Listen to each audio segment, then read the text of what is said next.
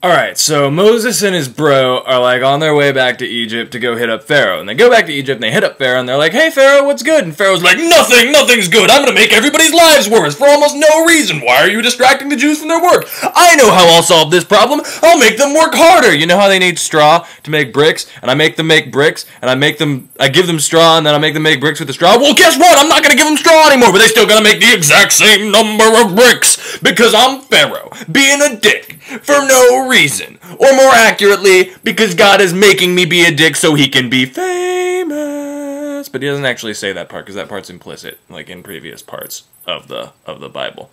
So, anyway, Moses is like, "Are you sure that you don't want to let my people go?"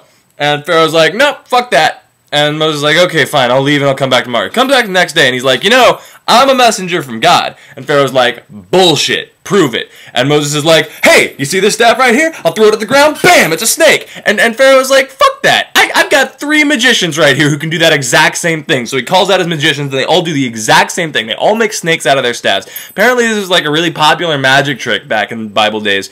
And then Moses' snake eats all of the other snakes, proving beyond the shadow of a doubt that Moses' dick is significantly bigger than any of those wizards' dicks. But this doesn't sufficiently impress Pharaoh, so he still refuses to let Moses' people go. And I should make it clear that Moses isn't actually asking for like unconditional freedom. He's just asking for a 3-day vacation. Pharaoh will not even give him that.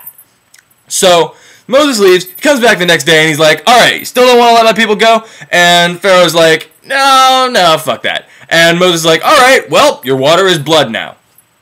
Sorry."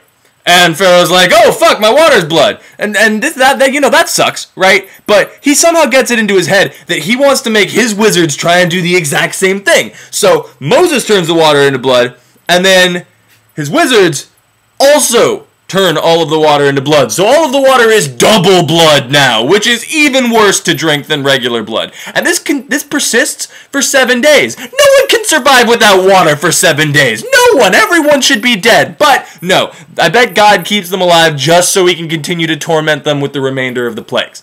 So after this plague, even after dying of dehydration for 7 days, Pharaoh was like, "Nah, fuck it. I'm not going to let your people go." So Moses is like, "Alright, it's frogs time!" So we just make so many frogs. He's like, "There's so many frogs. The frogs' arms and legs are actually made out of other frogs. It's like a Voltron of frogs." You know that M.C. Escher painting where it's metamorphosis and it's like, there's like a bird and there's like, it turns into a fish and the fish turns into a frog? It's like that, but it's all frogs. Frogs all the way across, motherfucker. So many frogs. Oh my god, there's so many fucking frogs. But apparently there's not enough frogs for Pharaoh, because Pharaoh is like, "Wizards, make more frogs just to prove you can." So they make frogs. And then Pharaoh is no more happy about this situation, because now there's double the number of frogs that there would have been if he had just let Moses walk around talking about what a big dick he had. And he still refuses to let Moses' people go. But the frogs persist for a while, and they're really annoying. There's frogs in, your bath, there's frogs in your bowls, and whatever else frog can be, and there are frogs in that, I can guarantee.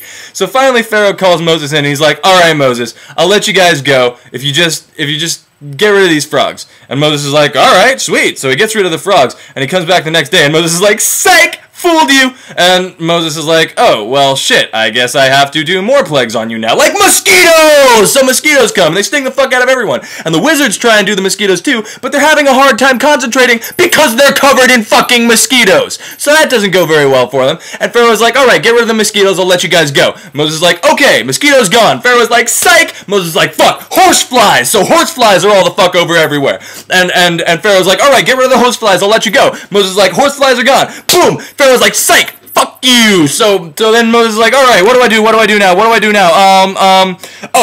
All your cows are dead now." That's pretty cool. So the cows are all dead. And Pharaoh's like, "Well, fuck, I can't really get you to bring the cows back to life, so why should I even let you go at this point?" Moses is like, "Shit, I need something that I can make stop." And Moses is like, "Oh, shit, hideous boils." And Pharaoh's like, "I don't give a shit about hideous boils." And Moses is like, "Okay, hail.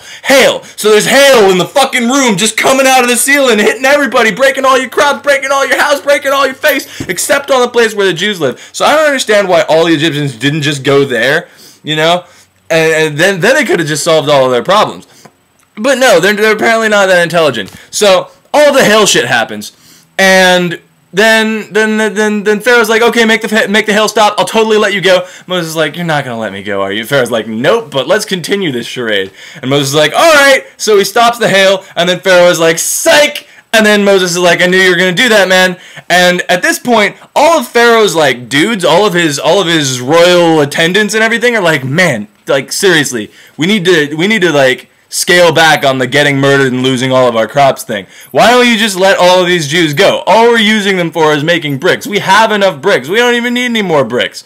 I mean, like, what are we even using these fucking bricks for? We all have houses. And Pharaoh's like, nope, because God is making me obstinate. Like, seriously, the only two people who are on board with this shitty plan are Pharaoh and God. And really, Pharaoh isn't even on board. It's God making Pharaoh be on board. I thought God was in favor of the Jews, but he's just in favor of whichever thing causes the most problems, it seems to me. So Pharaoh continues to not let the people go. So locusts are everywhere. Now whatever crops weren't decimated by the hail are decimated by fucking locusts. So that's all gone. Everything's gone. And Pharaoh is like, okay, you guys can go, but you gotta leave all your ladies behind. And Moses is like, what the fuck do you think? You're not in a good bargaining position. I could just do anything to you. I can look at all the things. There were frogs.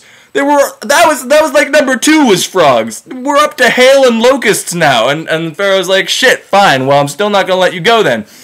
And Moses is like, all right, well, I mean, I hate to have to do this, but bam, the firstborn child of everybody in Egypt is now dead, except for the Jews, of course. And Pharaoh's like, well, shit, okay, fuck. I understand, I guess. I guess at this point, God just couldn't think of any more things to do, so he was like, all right, I'll let it go. I'll let it pass. So Pharaoh lets them go.